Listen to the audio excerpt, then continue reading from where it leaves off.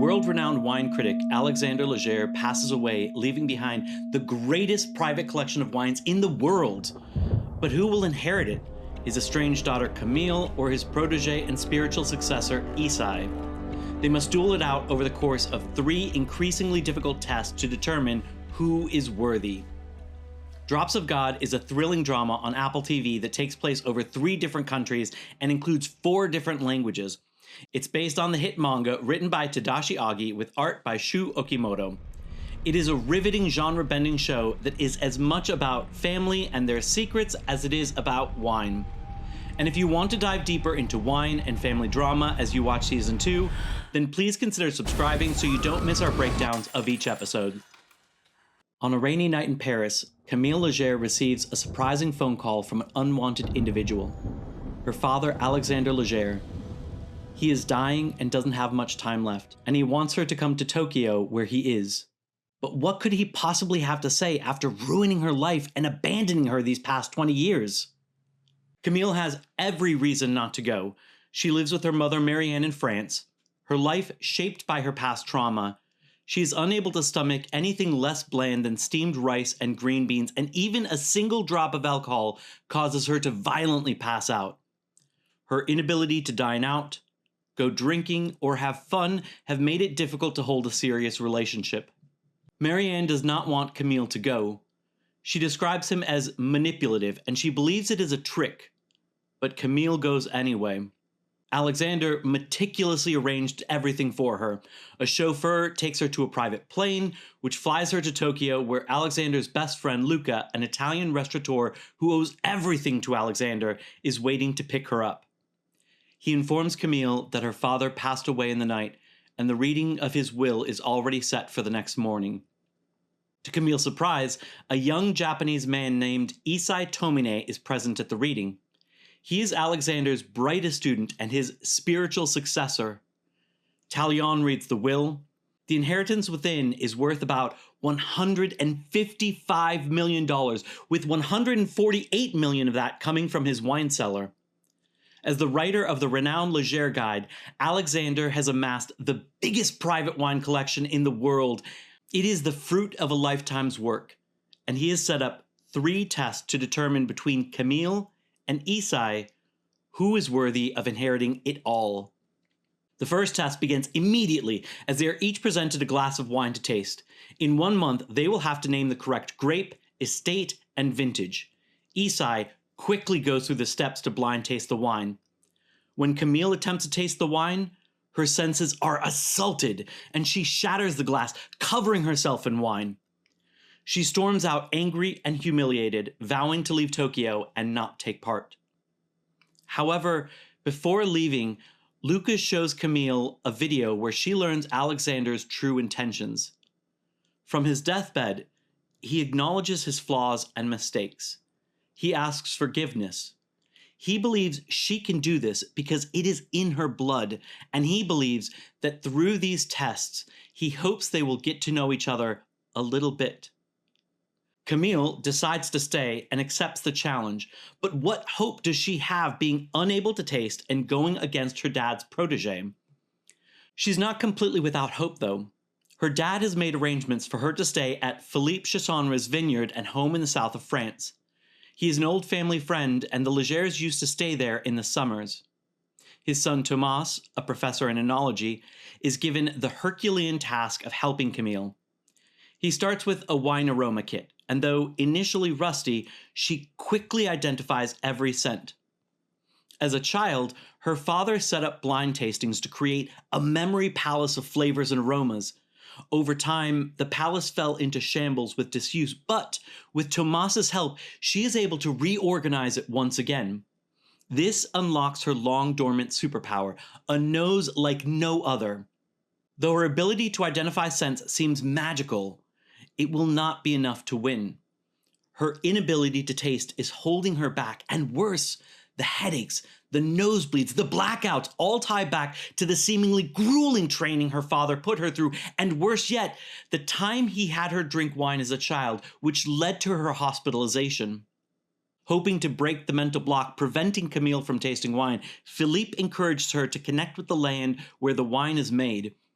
As they walk through the vineyard, he shares his memories of Alexander, a man who felt things were unjust and wanted to take revenge against the world, but who loved Camille and never would have done anything to hurt her. Coupled with an earlier conversation where Camille learned that her mother was the reason he hadn't made contact in all these years, her perspective starts to change. Finally, she unlocks a long-hidden memory, revealing that her father never gave her wine to drink. Instead, she drank the wine to drown out her fighting parents. Coming to the realization that it was her all along, Camille is finally able to taste wine with no side effects, and damn, it's so good. Unfortunately, she's no closer to knowing the identity of the wine, and now there are only 5 days left. How does she stand a chance at figuring out the first wine? Tomas's girlfriend supplies a large selection of wine tastes, and Camille is able to start identifying aromas in the wine from the test. They quickly form a list of aromas, but after recognizing celery root, an aroma not commonly found in red wine, they're left confused. Philippe remembers a rare wine, Lineage, that fits the profile, but the winery went bankrupt, and the soaring cost of the remaining wine is too much. Tomas and Camille's trip to the site of the vineyard yields the vintage to look for, but nothing more. With the test drawing near, Camille has to go back to Tokyo without confidence of the wine's identity.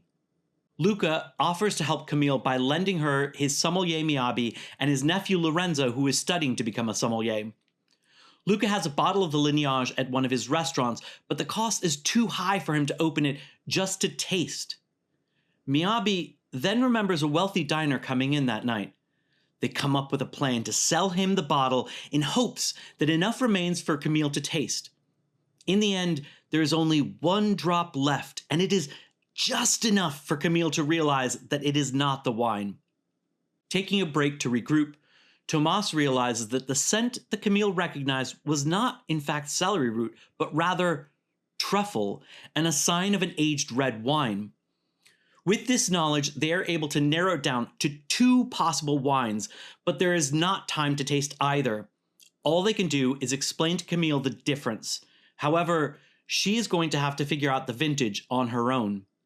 At the test, Isai effortlessly tastes the wine again and quickly writes his answer. Camille uses the knowledge she was given to identify which of the 2 wines it is.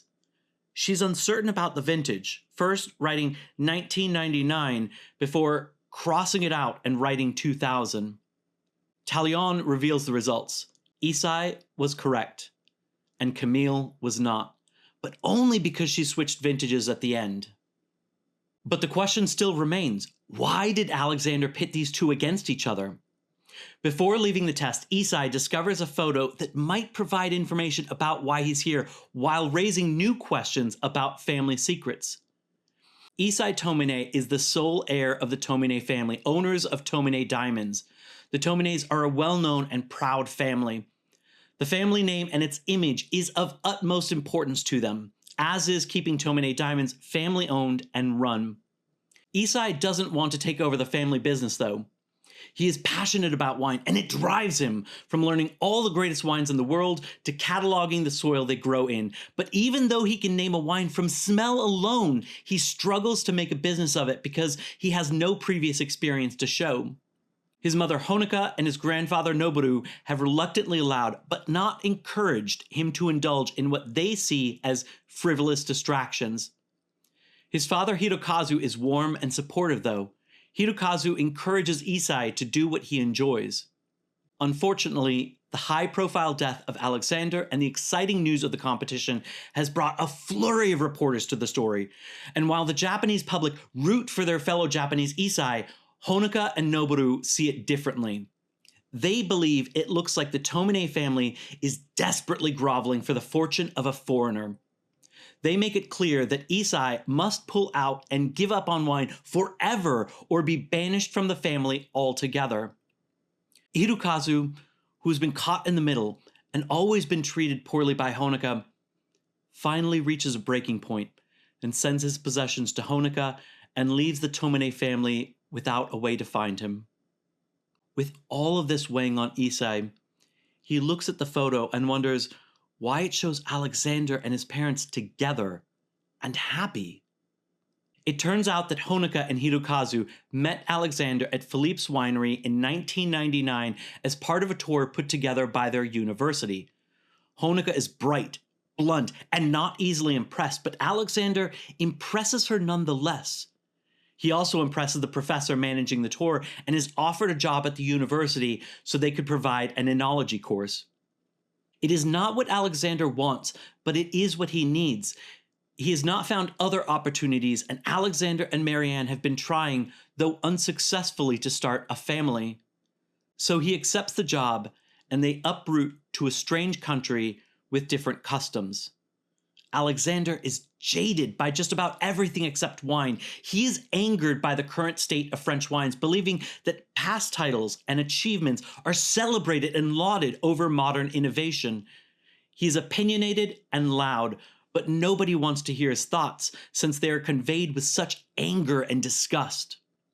To pile on the perceived injustice, he learns that he cannot have his students taste wine in his enology course. Marianne is always calm and supportive to him. While he lashes out in frustration, she looks for hope and alternative ways to succeed. She recommends holding tastings at a nearby wine bar to skirt the restrictions. Alexander takes the suggestion, but rather than finding solace in Marianne's patience and warmth, he begins to become infatuated with the natural wine talent that his student Honoka is showing. She and Hirokazu are both in his class, and she is becoming an exceptional taster, and Hirokazu is always by her side because of his unrequited love. As the off-campus tastings continue and Honoka spends more time focused on Alexander, Hirokazu's jealousy grows. This leads him to drinking too much one night, passing out on the grounds of the university, and being discovered the next day. The university immediately ends the course from the scandal, and Alexander feels jaded at the world even more. Marianne is able to convince a publisher to give Alexander a chance to share his honest opinions about wine. While he works from home writing, Honoka goes to him to apologize for Hirokazu's actions. But in this tiny apartment, alone with Alexander and away from public eyes, they begin having an affair. Alexander is starting to have a positive outlook. He finally has a microphone for his voice, a way to share his thoughts with the world. Then, something he had all but given up hope for happens. Marianne tells him she is pregnant. He ends his affair and commits fully to Marianne, but curiously, shortly after his baby is born, he notices Honoka with a baby of her own and Hirokazu by her side. In the present, Isai has formed a relationship with Yorika, a reporter he met that wanted to interview him about the contest. Honoka and Noboru are not looking for Hirokazu because they do not want to bring attention to the fact he is missing for fear of bringing shame upon the Tomine name. Isai asks Yorika for help finding his father. As they investigate separately, Isai finally learns that his father is not Hirokazu, but is in fact Alexander Leger. While Isai has been distracted with his family's secrets, the second test is well underway. Camille and Issei were shown a 17th century painting and given a one-word clue: link. With just these two pieces of information, they must determine the name of the next wine. Camille theorizes about the second test at Luca's restaurant. The artwork is by Italian painter Fede Galizia, and the depiction of peaches, jasmine, and quince leads them to believe the wine must be an Italian white wine. While Luca and Camille are together, he feels the time is right to make her an offer. He is part owner of the Leger guide that Alexander built his life on. He wants Camille to take it over, since there is no Leger guide without a Leger. She needs to think on it. Camille meets with Thomas to discuss the offer. The chemistry between them continues to build, but when Camille makes a move, Thomas stops it and goes back to France and his girlfriend. With time running out, Camille and Lorenzo travel to Italy in hopes of learning more about the painting. Visiting the actual painting, they are told that it was created by both Fede and her father together, and while interesting, it does not point to any wine. Next, they travel to the house where Fede lived. They stay at a bed and breakfast nearby as they investigate. The house yields no clues, so they decide to stay and taste the local wines, but the owner of the B&B and the winemakers are not friendly. Camille and Lorenzo resort to deception, claiming to be from the Leger Guide, and suddenly all the winemakers are extremely accommodating about tasting their wines, but none match the flavors they are looking for. And unlike the other winemakers, Elisabetta, the host of the B&B, becomes angry and does not want them to drink her wine at all. As Camille learns more about Elisabetta, she realizes the link and convinces Elisabetta to let her taste her wine.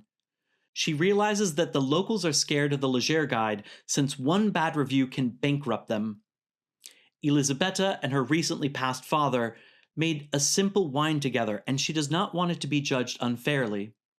After tasting the wine, Camille is confident that this is the one. It is the story of a father and a daughter together, like the painting, like Alexander and Camille. Lorenzo questions this, since the wine is red and doesn't match the flavor profile they had assembled, but Camille is confident and returns to Tokyo for the second test. Her and Isai write their answers, and Talion reveals the result. Camille has written the correct answer. Isai has also written the correct answer, but crossed it out and did not write anything else. Camille's victory is tainted by Isai arrogantly giving her the win, and soon she will learn that she doesn't stand a chance in the final test. She fumes about Isai, not only because of the way he let her win, but the fact that he should not even know the correct wine because he never traveled to Italy. Isai only knew the answer because as he and Yudica grew closer, she had found old notes from Honoka's time in Alexander's class when he had taught them about art and wine and explicitly spelled out the connection.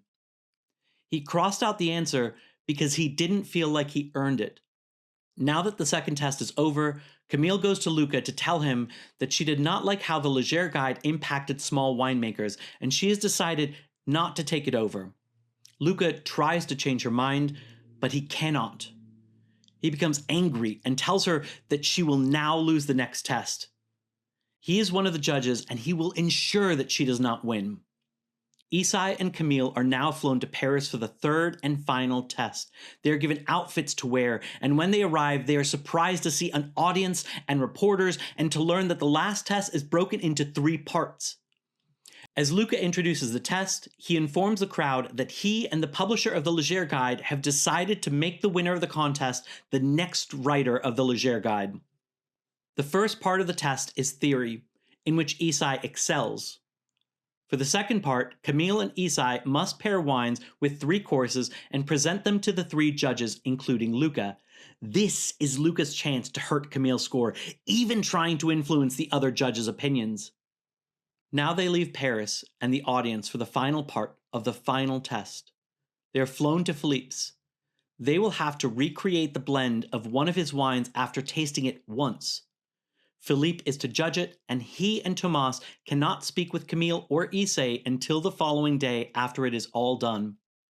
That night, Issei and Camille finally begin to connect. He is amazed by her raw talents. Later, Tomas and Camille finally share an intimate, though wordless moment. The next day, Issei and Camille assemble their blends and turn them in. Philippe tastes them and reluctantly gives his score. The test is over, though the result will be revealed back at Alexander's estate. Now, able to talk to them, Philippe offers to have everybody over for dinner. Issei insists on cooking and even catches the fish bare-handed for the meal. Tomas reveals that he is no longer with Juliet. The atmosphere is loud and mostly jovial, though Issei does share with Camille that Alexander is his real father. Also, when Philippe questions Talion about his experience with inheritances that aren't equally split, Talion foreshadows that the hurt caused means that there is never a winner. Yurika meets Issei at the airport. She has found Hirokazu. Issei is still hurt at the knowledge he learned, and he refuses to see him. Back at Alexander's estate, Talion shares the result of each test one at a time, adding them as he goes. After the first round, Issei's total is 70 and Camille's is 30. At the end of the second round, Camille scores only 10 points behind Issei's. When Talion calculates the score for the final round, they realize they have tied and they both celebrate together. They are not able to enjoy their victory for long before Talion shares that somehow Alexander knew this was going to happen, and so he plays another video that Alexander had made for this very situation. Watching the video, their celebration and joy fade as grim realization sets in. Alexander does congratulate them, but he quickly reveals that there can be only one winner. His life's work simply cannot be divided, even comparing it to the biblical story of the mother willing to give up her child to save it from being cut in two. He reveals the sudden death test. The one who finds out what the drops of God are gets everything. And they are given access to his cellar to try to figure it out. Isai and Camille open a few bottles to find the answer and drink away their shared misfortune. Neither of them have a clue of the answer, and the collection is far too big for them to figure it out in one night. As the music from the record player ends, the sound of static triggers a memory about something Alexander said to Camille when she was a little girl, and she realizes the answer. The next day, they each write their answers and turn them in. Isai wrote Chambertin Grand Cru Domaine Armand Rousseau, 1996. Talion informs them that is incorrect. Camille wrote the correct answer, the rain. Afterwards, Camille shares with Isai how she knew, that Alexander gave her the answer when she was a child, that he wanted her to win. She tells Isai that they could reveal that they are both Alexander's children and fight this in court. Isai does not want to do that. He calls his mom and explains that the reason he is not going public is not to protect the Tomine name, but rather because he decides that Alexander is not his father at all. He chooses Hirokazu instead. Camille also rejects her father, breaking up the collection by auctioning off some of the rarest bottles while Luca watches, unable to afford the wines he wants. She offers the Leger guide to Lorenzo, who only accepts if Miyabi can join. Camille leaves happily with Tomas, but not before imparting a gift to Isai, the still sizable remainder of Alexander's wine collection, and a card that says brother-sister.